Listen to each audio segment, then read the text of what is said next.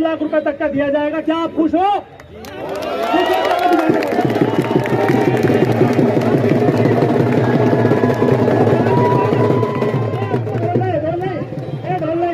अब टाइम नहीं है, ढोलना है, फिर जल्दी करो।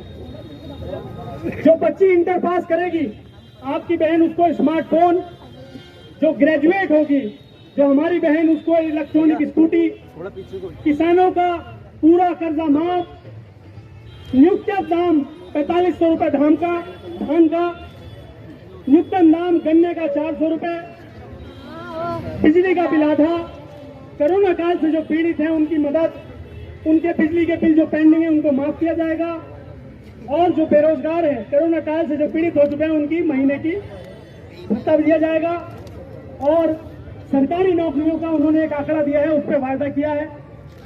मैं आपसे कहना चाहूंगा, आप लोग ने उन डरपोक पार्टियों का, अखिलेश यादव पूर्व मुख्यमंत्री, एक डरपोक नेता, मायावती जी एक डरपोक नेता, जब आप पे कठिनाई होती है, किरतपुर के लोग लगातार देख रहे हैं, नोटबंदी में आपका भाई निकला था, आपके साथ भीड़ लेकर प्रदर्शन किए थे, जीएसटी में आपका भाई निकला था, प्रदर्शन किए थे, हमारे कांग्रेस के एक एक नेता, एक एक कार्यकर्ता ने प्रदर्शन किया।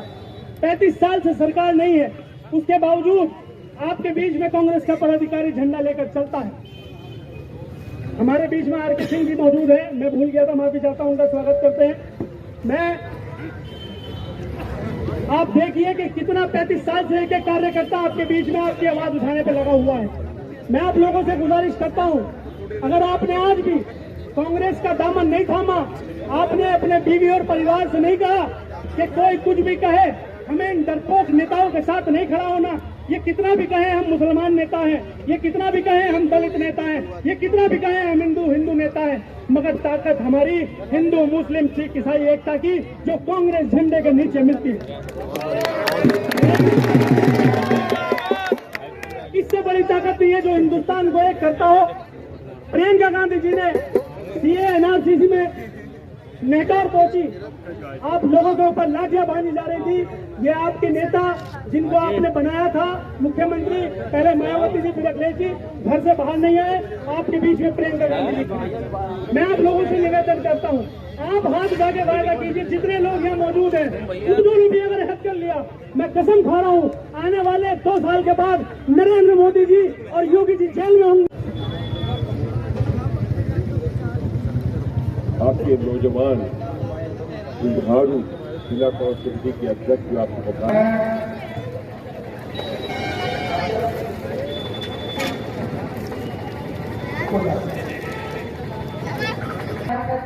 लखीमपुर में, हाथरस में, सोनभद्र में, उन्नाव में, मेरठ में, बिजनौर में, मुजफ्फरनगर में प्रियंका गांधी जी जैसी सड़क पर लड़ाई लड़नी पड़ती है। तब उत्तर प्रदेश में बहुत सारे आपने बहुत जगह में मौका दे दिया। प्रियंका गांधी जी की प्रतिज्ञाओं को ध्यान रखिए, और महिलाओं के लिए सबसे बड़ी प्रतिज्ञा 40 की, गरीब की, अमीर की, हिंदू की, मुसलमान की, मजहब नहीं सिखाता आपस में डर रखना। हिंदी है हम, हिंदी है हम, वतन है हिंदुस्तान। शुक्रिया, धन्यवाद।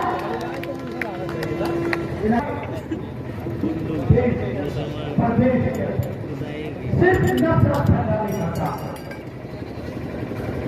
ऐसे कानून बनाने का काम नहीं है जिससे लोगों को परेशानी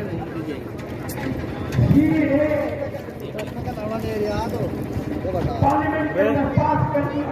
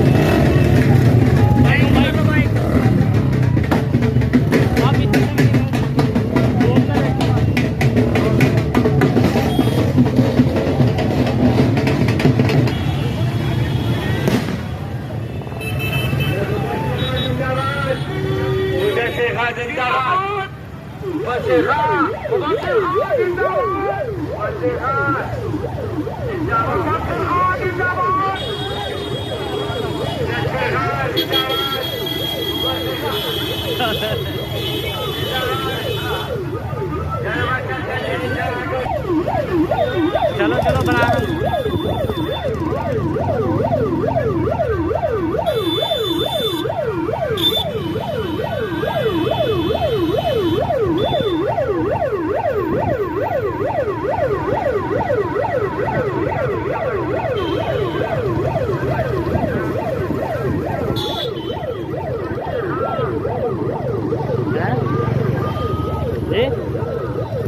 क्या करूं?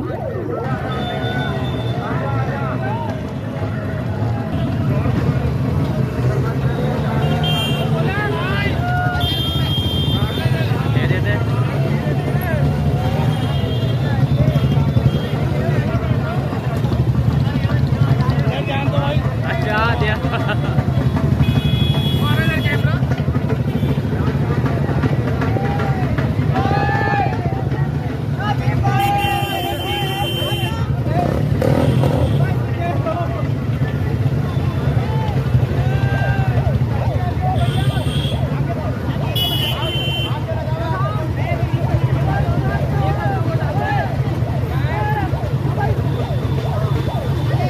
ने ये ऐतिहासिक कदम उठाया कि हम महिलाओं को 40% टिकटों में हिस्सेदारी देंगे।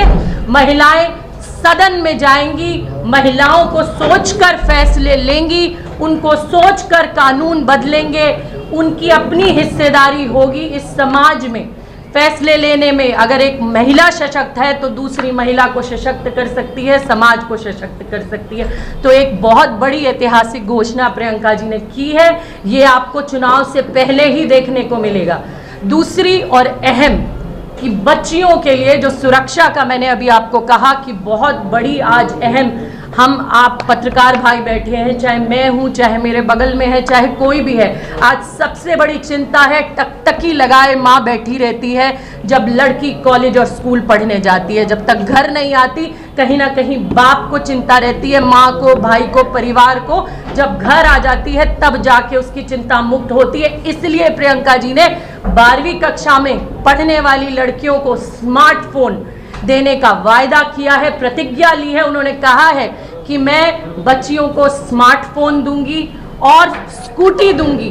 ग्रेजुएशन में पढ़ने वाली बच्चियों को स्कूटी मिलेगी अगर कांग्रेस की सरकार आएगी। तो ये बहुत बड़ी अहम घोषणाएं प्रियंका जी ने महिलाओं के लिए की है। बाकी सारी आपको बता दी है हमारे वरिष्ठों ने, लेकिन ये बहुत अहम है, महिलाओं के लिए है। और मैं चाहती हूँ, हाथ जोड़ के मेरी आप सबसे विनती है, जितने मेरे पत्रकार भाई आए हैं, कि इनको आप लिखें, जरूर लिखें। और क्योंकि ये आधी आबादी